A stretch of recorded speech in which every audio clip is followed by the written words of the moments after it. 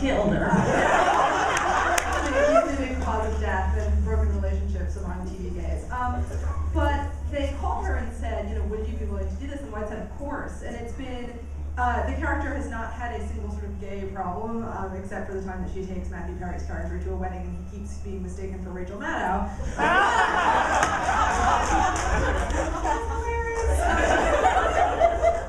But it's a clear case where the showrunners decided to do something more interesting with the character. The network was immediately on board, the character was on board, and I think she's the best new gay character on network television. It's definitely worth checking out for that reason.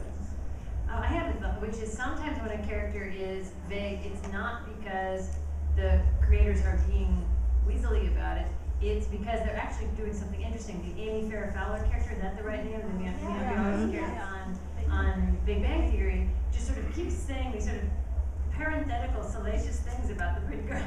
And it's like, I think they're writing a very subtle thing, which is this character's gay or bisexual, sort of not ready to own it yet, and she's so, like, it's like they're portraying a very specific part in a young woman's life that was well done and interesting and funny. I think that it's a double-edged sword though, because you've got how progressive that is. We don't even have to say gay, and they just are, and it doesn't have to be a conversation. But there's also, the Ginsberg poem "Howl, the love that dare not speak its own name," which is very true today for a lot of people still. And so I think that just as important as the progressive element of, wow, it's not even a thing in this show, it's also important to have entertainment where the person is acknowledging it and they are in a relationship, and because again, and that was the point we were making in Husbands, was yes, you accept being around me when I'm not doing gay things. Like, you might know I'm gay, but are you gonna sit here and let me have my arm around my boyfriend the way you would with a girl? Will you actually accept what it makes me gay? And I think that both stories are important. Yeah, the whole spectrum. Which again is why we're going to Salt Lake City, Utah. In that faith particularly, it's like, sure, you can say that you're gay, but you just can't live the lifestyle. You can't act like, you can't love the man you want to love. So. Can I jump in really fast, because I've seen you raise your hand a lot? Yeah. And can we do 1, 2, and then 3? And how much time do we have? Sorry. Get to everyone forward. We have 10 minutes? Okay.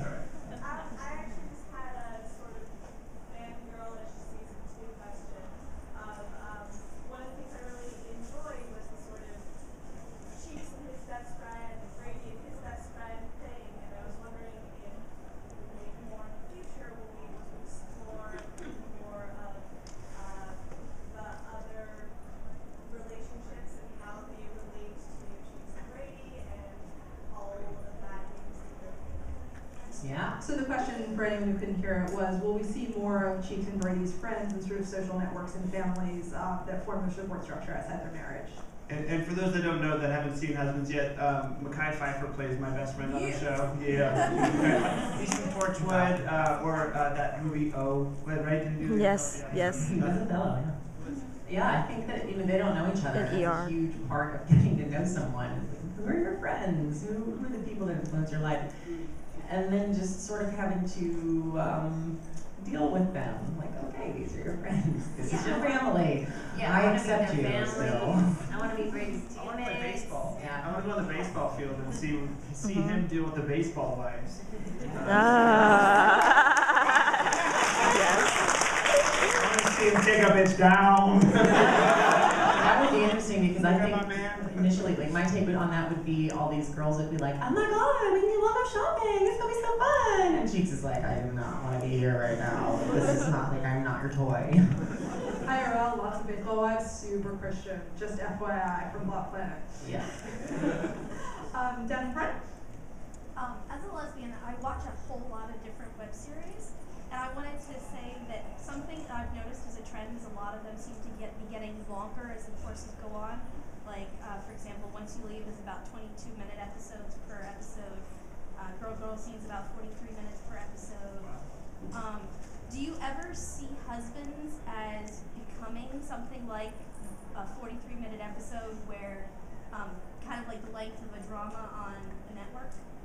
We're a sitcom. Yeah, we're a sitcom, and I love the form, 24, 28 minutes, and I think that having that that structure is important, you know, for your writing and for consistency and branding. I think that it's important, and it works so well in 3 acts. You know, it's worked for 50 years.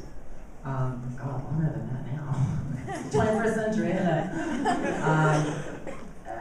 Yeah, if I had my druthers, is that what I want? Okay, well, if I had all those, then I would have a season consisting of 1 episode that is 24 to 28 minutes, and a number of those, you know, maybe 10 or 15 or 20 episodes. I tried. We'll get to everybody. We have room for 3 or 4. Okay. You mentioned you guys are going out to Utah in November. Is there a Kickstarter already up, or is there any way we can help you today? You are awesome. Getting the word out. That's the most important thing. Salt Lake City has a great gay community already, and we want to reach those outside of Salt Lake City. So whoever you know there, just let them know that Husbands is coming there November 11th. They can look for. Okay. They can. It'll be at the Rose Wagner Theater, which is downtown Salt Lake City, and through that site they can find the ticketing site. It will be by $30 donation, but it can be for $5 or whatever you need to just come to the event. So just what we need is to get the word out as much as possible. Can people donate more if they want to pay? Oh, F yeah. But if you're going to the actual event, it's the $30 donation. But if you want to donate after the event, we'll have that all set up so you can continue to donate that way once we get the video up and everything. If you go to Twitter and Team Husbands, @TeamHusbands, do you have Twitter? Okay. Go to @TeamHusbands, and then by following us, we'll be able to send you like direct information about where you would donate to that organization for raising funds, because I know they had a fire recently. Oh my! Like 2 weeks ago, they just built a men's home. They just built a men's home for 14 and there was years, an electrical fire. and they had a fire and it burned So they down. can certainly use money, and we will find out where it would be the best place for them, for you to go from that. So thank you. Thank you for that question. Okay. Okay. I like establishing orders. So I've seen your hand here for a minute. Okay. And okay. And then you back there, and you. Last chance. Let's talk. Alright. Okay. And if Okay. we have time, just because we answered a question, I want to be fair. Okay. Oh wait, you dude. Okay. Hey. Good voice. All right. First, I just have a comment that's back to something. Then I have a question. But the comment about the sort of unnamed, unspoken bisexual characters on a show like Big Bang Theory. Another one of the double-edged swords part of this is on the show. There's kind of this indication that because she is sex-starved and because she's not getting the relationship with the guy, she shows this interest in these women and says these salacious things about the women. But if she got the guy, then that would like go away. And I think that that's a negative, because that's kind of. That way, but yeah, I agree. If it comes across that way, that's Saying that that's not cool. Yeah. I mean, it's not like that completely on that example, but there are other shows that kind of make it seem like, but if they found or the only reason why this character is gay is because they can't get any action in the straight world. right, or because yeah, and I mean I've seen even soap operas do that sort of thing, you know, so. But also my question is, you were talking about how everybody can relate. You can relate to you're in this group and you're not this. I Right. certainly can relate to being told I'm not black enough, or this is how you're supposed to be a person of color, and So this is the relating music to you're supposed to like, universal and this is how you're supposed to act and Right. speak and whatever.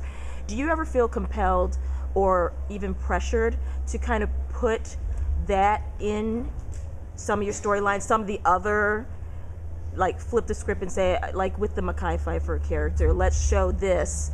Have you seen this second episode of the second season? No, not yet.